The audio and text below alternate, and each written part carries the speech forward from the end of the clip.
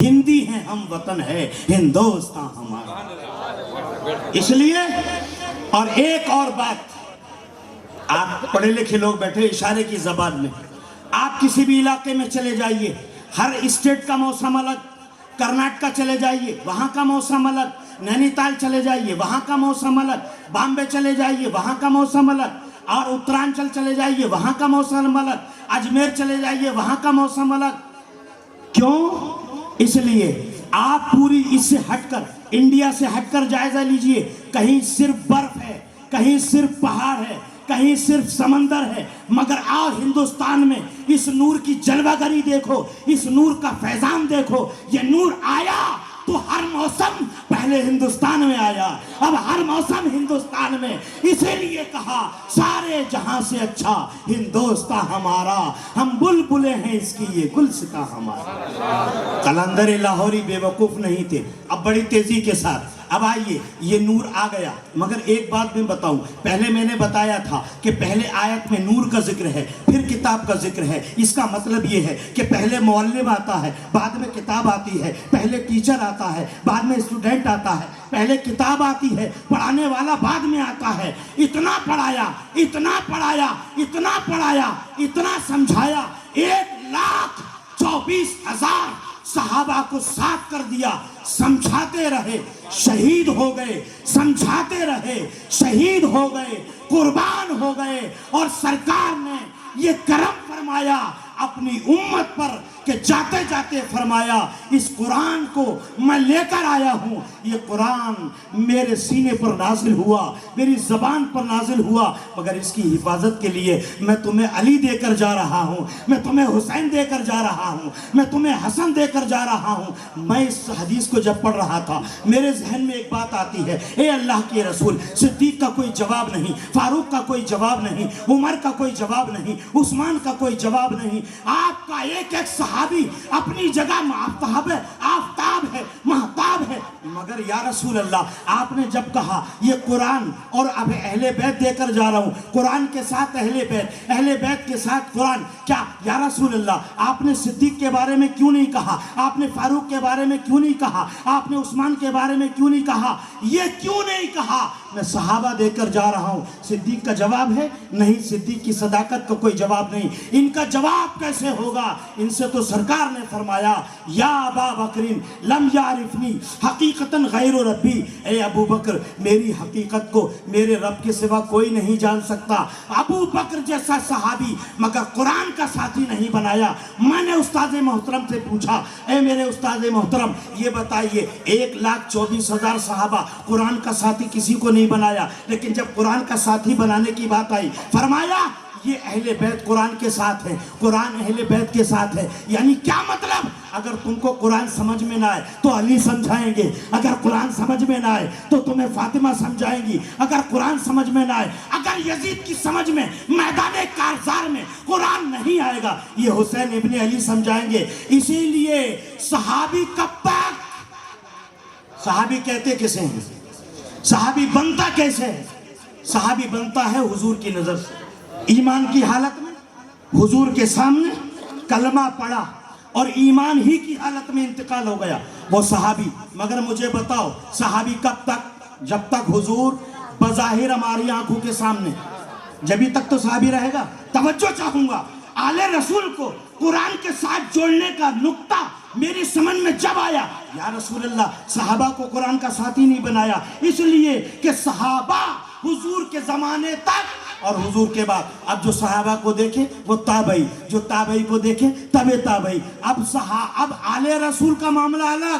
صحابی حضور کی زندگی میں تو قرآن تنہا رہ جاتا، اس لیے اللہ نے قرآن دیا تو ساتھ میں نور کی روشنی دی۔ ایک وقت ایسا نہ آئے کہ قرآن تنہا رہے اور نور ساتھ نہ رہے۔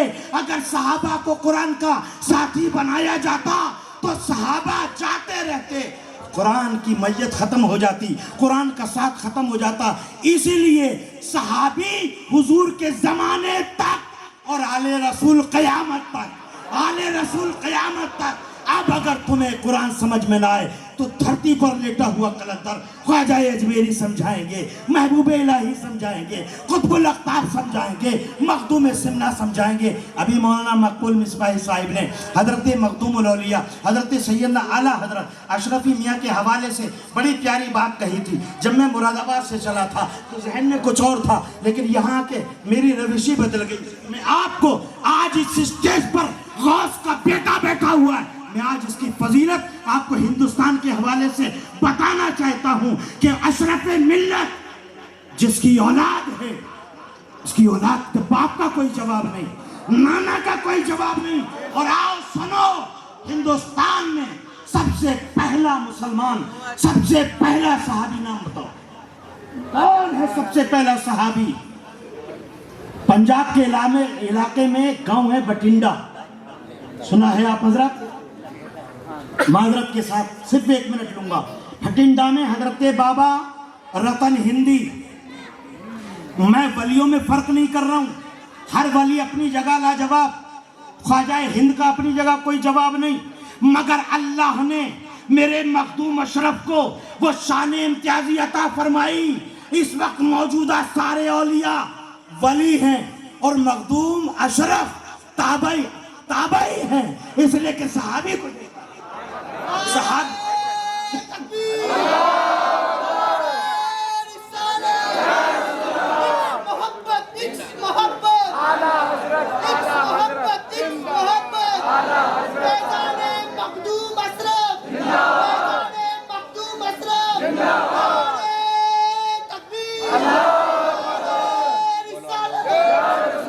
اب یہ سیرت کا واقعہ لمبا ہے, لیکن میں اسے ختم کر رہا ہوں. صرف میں نے جو بات چھیڑی تھی, میں نے آیت پڑھی تھی جس کو سرنامہ بیان قرار دیا. میں نے آیت پڑھی تھی قد جاءکم من اللہ نور و کتاب مبین, یقیناً آ گیا اللہ کی جانب سے تمہارے پاس نور اور روشن کتاب.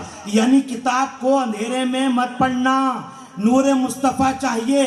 تو یا رسول اللہ آپ تو روزہ مبارکہ میں جلوہ فرما رہے ہیں, کہا میری اولاد میں قرآن کے ساتھ دے کر جا رہا ہوں. اب اگر تمہیں قرآن سمجھنا ہے تو آل رسول سمجھاتے رہیں گے.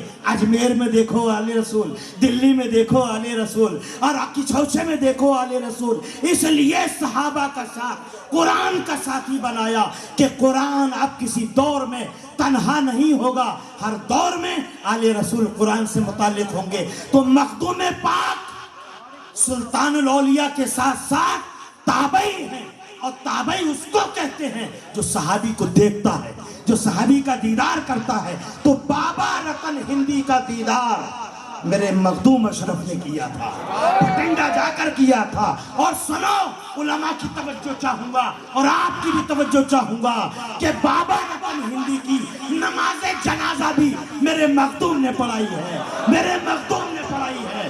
میں آپ کو نعرہ تکبیر, نعرہ رسالت, خاندان اہل بیت, آمد حضور اشرف ملت, فیضان مخدوم پاک.